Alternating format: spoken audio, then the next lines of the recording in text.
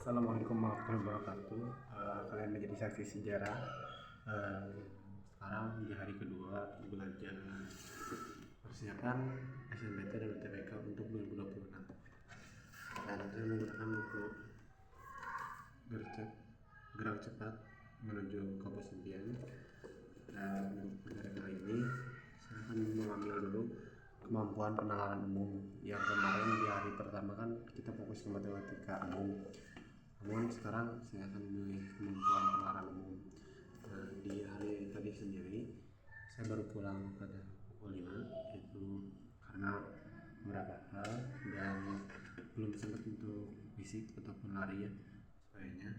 Nah, nanti teman-teman di hari selanjutnya, di hari besok saya akan tetap penalaran umum, kemampuan penalaran umum. Jadi selama seminggu ini kita fokus penalaran umum, dimana saya ambil fokus untuk ke SNBT atau UTBK dikarenakan belum terlalu pede untuk lolos di SNBP gitu teman-teman. Nah, di fokus kali ini kita akan belajar terlebih dahulu di SNBT dan UTBK, dan nanti kita hanya belajar sebentar, hanya belajar dari maghrib sampai pada waktu isya. Jadi bagi teman-teman hari ini saya sangat sibuk sedikit. Nanti setelah isya akan ada kajian untuk bahasa Arab, dan setelahnya kita akan mengerjakan tugas sekolah. Minimalnya kita 1 jam terlebih dahulu untuk membahas si penalaran ini. Nah teman-teman, ini sedikit ya. Jadi materi yang kita ambil,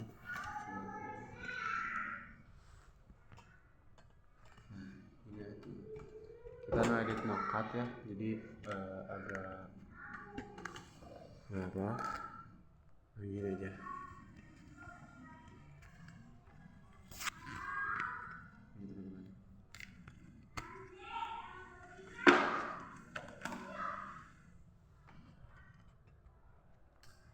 Edit nokat, jadi kita view video kita di pada halaman pertama kita akan fokus dulu ke penalaran umum karena kita ada 7 subtes di SNBT di setiap tahunnya. Jadi kita akan fokus pertama di materi minimalnya 5 soal per hari. Itu sudah sangat cukup bagi teman-teman untuk pelatihan lah ya sedikitnya. Nah, akan di penalaran umum. Nah, nanti mungkin karena ini saya nggak edit, jadi nggak bisa kebetulan HP saya nggak bisa balik ke kamera atau kamera belakang, jadi kita coba aja dulu ya.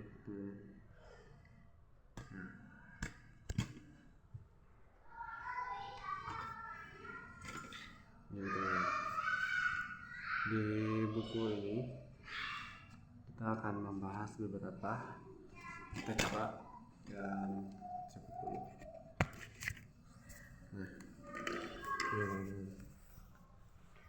di pembahasan kali ini ada penalaran umum. Nah, di sini saya akan bacakan soal-soalnya. Jadi ini terlebih.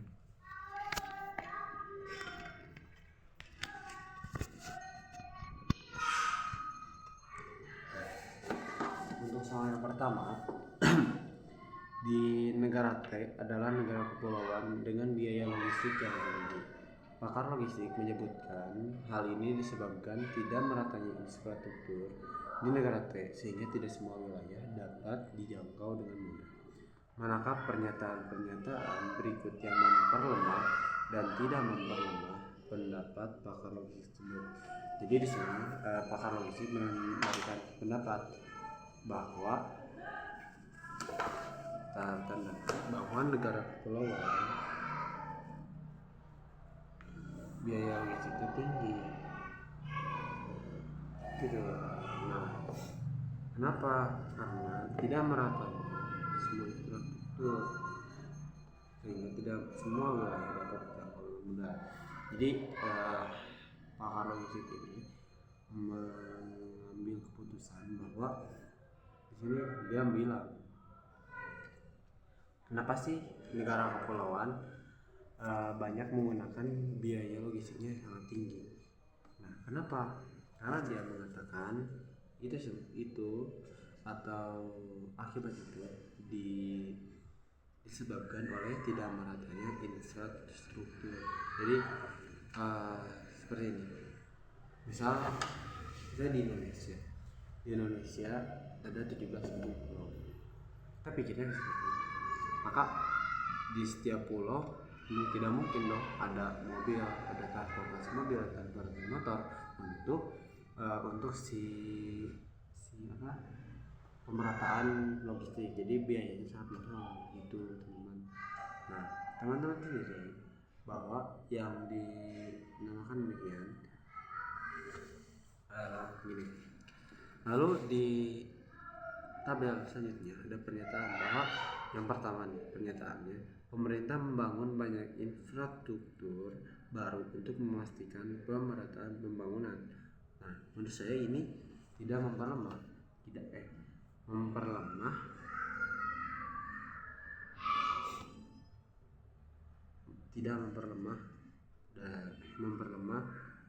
pendapat yang pakar logistik tadi yang menyebutkan tidak merata infrastruktur di negara sehingga tidak semua wilayah dapat dijangkau dengan mudah. Nah, pada pernyataan kedua, pemerintah memberikan kebijakan insentif pajak bagi industri logistik untuk mengurangi beban biaya. Kalau menurut saya ini tidak memperlemah, karena yang dinamakan disebutkan oleh pendapat si pakar logistik ini bahwa yang kurang itu infrastrukturnya, bukan dari segi biayanya, begitu. Ini berarti tidak ya. Masyarakat memilih menggunakan jasa logistik saat berada pada pulau yang sama. Menurut saya ini tidak memperlemah. Perusahaan logistik saat ini memastikan bahwa semua wilayah dapat dijangkau dengan mudah. Kurang infrastruktur.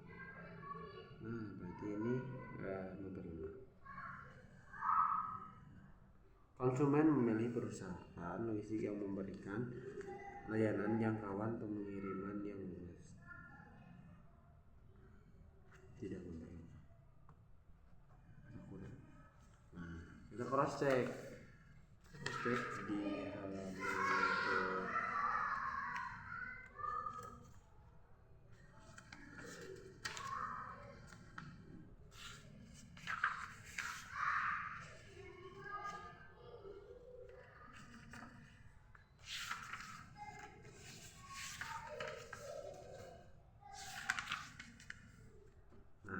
bahwa yang sekitar saya itu tadi sama. Jadi pernyataan yang pertama, yang pemerintah membangun banyak infrastruktur baru untuk memastikan pemerataan bangunan, itu sudah pasti ya memperlemah dari si pendapat. Nah, yang kedua dan yang ketiga itu tidak memperlemah. Tadi saya menyebutkan seperti itu, kan? Ya, nanti saya record tahu lah ya. Saya tidak menemukan dulu jawaban sebelum menjawabnya sendiri terlebih dahulu gitu. Nah, itu untuk pemahaman kita di SNMPTN ini, karena nantinya kita tidak menemukan jawaban, jadi harus memahami di soal-soal itu sendiri. Tadi tidak memperlemah dan yang memperlemah itu perusahaan logistik saat ini memastikan bahwa semua wilayah dapat dijangkau. Konsumen memilih perusahaan tidak memperlemah. Oke. Di soal yang kedua, saya bacakan.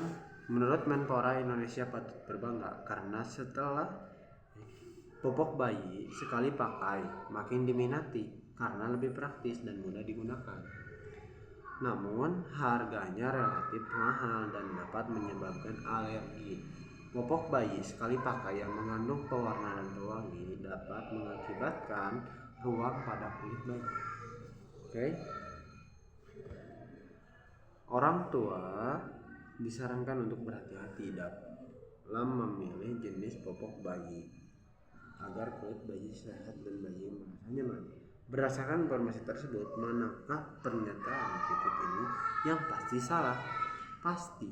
Jadi ada penekanan salah aja ya cukup loh. Jadi ada pasti salah. Kita garis bawahi poin-poin penting. Popok bayi sekali pakai. Itu intinya.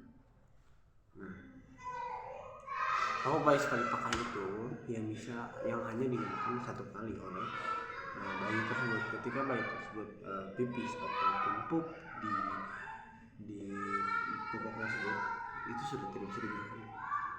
Maka ketika itu kenapa? Namun emang mudah ya kita pakai buang, tapi mahal gitu. Jadi berat selanjutnya, namun harganya mahal dan menyebabkan alergi pada bayi. Nah, kenapa? Karena popok bayi itu mengandung pewarna dan pewangi yang nantinya mengakibatkan buang ataupun alergi itu pada bayi. Nah, agar menghindari itu, orang tua juga harus memilih jenis popok bayi yang sehat dan bayi merasa nyaman. Yang pernyataan pertama, popok bayi sekali pakai harus diganti secara berkala. Itu benar karena sekali pakai harus diganti. Orang tua disarankan memilih popok kain untuk bayinya. Bisa dianggap benar. Oke. Popok bayi sekali pakai mudah digunakan dan harganya murah. Itu sudah salah. Mudah digunakan, oke. Mudah digunakan, oke. Tapi harganya murah, tidak seperti itu. Karena tadi pernyataan tersebut dibantah oleh yang harganya relatif mahal. Bayi dapat mengalami alergi jika memakai popok yang tidak tepat. Tidak, belum tentu. Pewarna pewangi dapat mengakibatkan masalah kulit pada bayi. Yang bisa kita tandai bahwa yang salah ya, salah.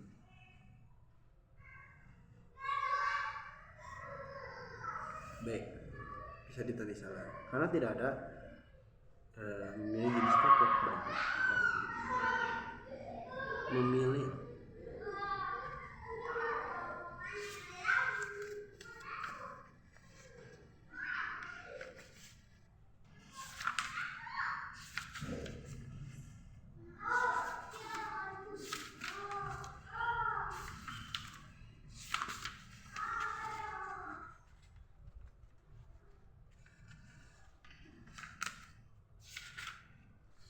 jawabannya B, betul kan? Kenapa? Karena tidak ada dalam teks yang disebutkan bahwa popok bayi itu tidak ada dalam teks.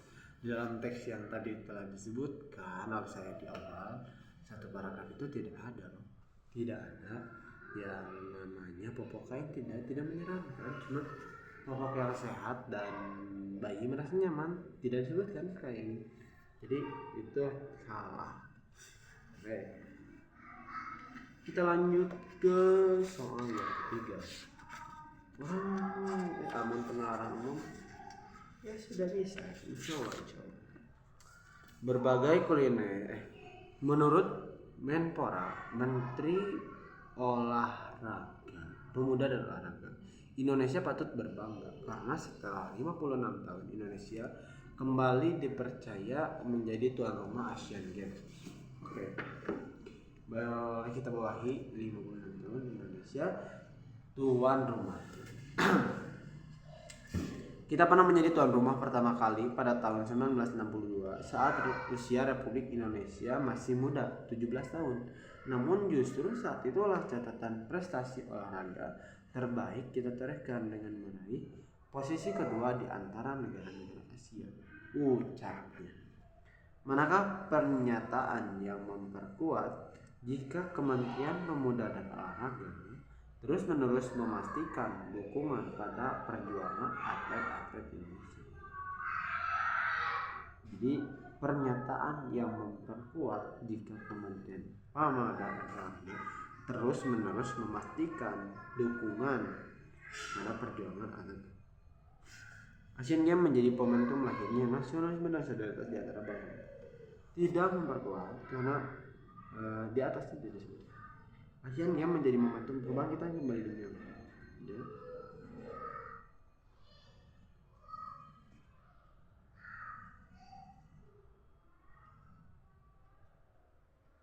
Asian Games menjadi momentum kebangkitan kembali dunia olahraga di Indonesia di level internasional. Gelora kejayaan dalam momentum Asian Games tidak boleh berubah apalagi pada Asian Games Indonesia mengirimkan sebanyak 938 atlet yang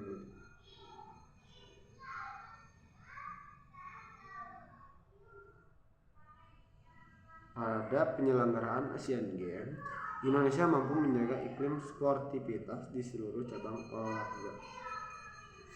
Menurut saya ini A. Kenapa? Karena di sini pertanyaannya terus-menerus memastikan dukungan pada perjuangan atlet. Terus-menerus. Nah, jadi kalau yang berkala kan berkala. Jadi, terus tapi bisa ditambah lagi.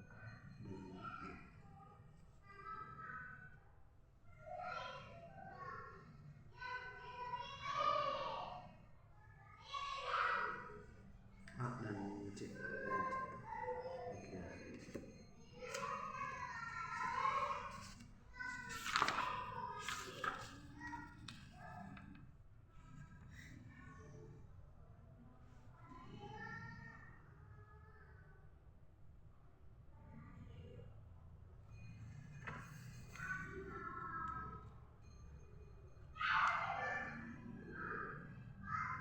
Oke, mungkin itu saja video saya pada hari ini. Jadi hanya tiga soal saja karena sudah stres sih, cuman saya akan membahasnya di setelah ini karena kan beberapa hal. Jadi cukupkan sekian. Assalamualaikum warahmatullahi wabarakatuh.